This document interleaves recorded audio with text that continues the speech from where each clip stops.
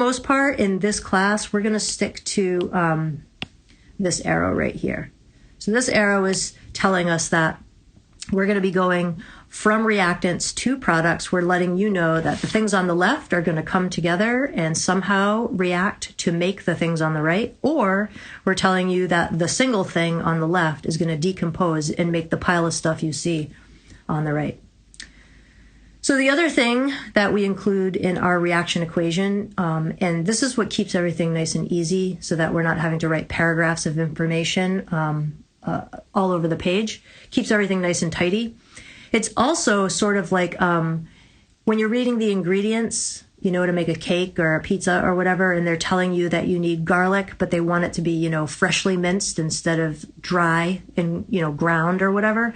That's the physical state of the substance. And so that's where we're going to put our little letters in. So little g with parentheses around it. That means that your molecule or whatever you got going on is in the gas phase.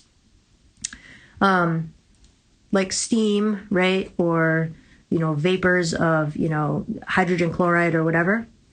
A little L, and it's usually just a little lowercase l, lets you know that your substance is in the liquid phase. A little S tells you that you're dealing with a solid. And the little AQ tells you that you have an aqueous solution, meaning your stuff, whatever that molecule is dissolved in water. So moving on, your reaction conditions are sometimes indicated below the arrow. That's usually by convention in a synthetic lab anyways. Some people will put the reaction conditions wherever they like, above or below the arrow, but usually by convention you'll find your solvent is hanging out below the arrow, or you'll find, let me write that down. So the solvent, that can be the most confusing for some people because they'll actually see something like, you know, methylene chloride, and they'll actually think that that molecule is taking part in the reaction. So that's why it's nice to know if you see a molecule written below the arrow and it doesn't have a number in front of it. Like, for example, if I've got something like, you know, 1, and then I say, oh, I'm going to add whatever that is, and then below the arrow I have a 2, and then I have something else, that's giving you the steps of the reaction, right? So whatever those things are, those are actual reagents.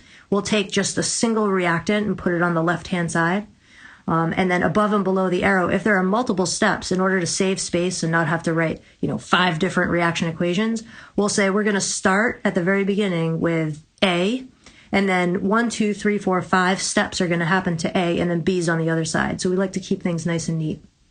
But if you only have a couple of reactants and it's like A plus B, and then below the arrow you see something like CH2Cl2 or H2O or, you know, CH3OH or whatever, that whatever that molecule is likely the solvent. And sometimes the solvent takes part in the reaction, but very often it doesn't. So that could be a reaction condition. Sometimes below the arrow you'll see something like this little delta symbol here. That's somebody just telling you that this reaction requires heat, and they're not being very specific about how much. So it's either, you know, crank this thing to 200 degrees Celsius or, you know, 30 degrees Celsius is fine. All that little delta symbol means is that this is going to require some heat. Sometimes, honestly, it's really just kind of like the warm room could do it, you know. Sometimes you'll see something like RT, capital R, capital T. And for us, that stands for room temperature or ambient temperature, meaning you don't really care what temperature this thing is happening at. It's just happening, right? And very often in the lab, you guys do things at room temperature. If you don't heat something up and you don't cool something down, you're conducting your reaction at ambient temperature. And RT is pretty fine for writing that down.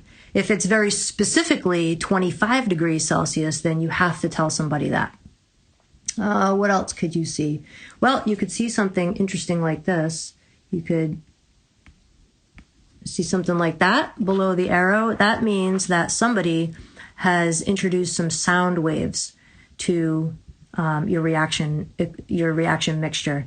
And it's just another form of energy, just like light, H nu, right? Another form of energy in order to encourage your reaction to go in the forward direction.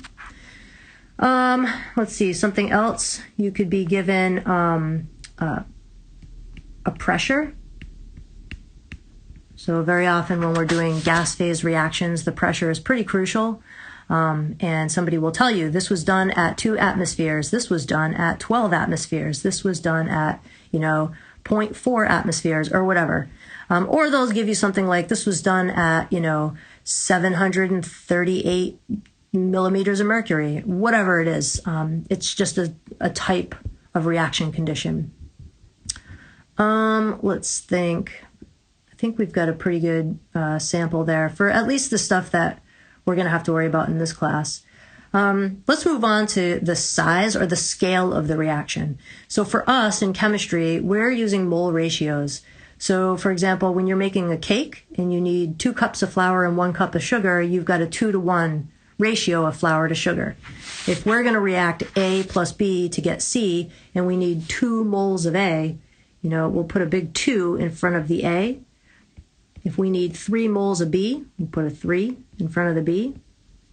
And if all you get is 1 mole of C, we don't put any number in front of it. It's just the 1 is implied. But those big numbers that go in front of the molecules, those are telling you how many moles of that molecule or of that ionic compound you have.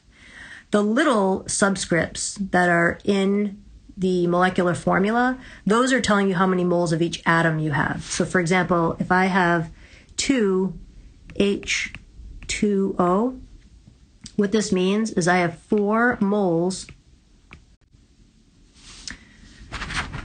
All right, so we are going to move into balancing some chemical equations. And I tried to pick a selection of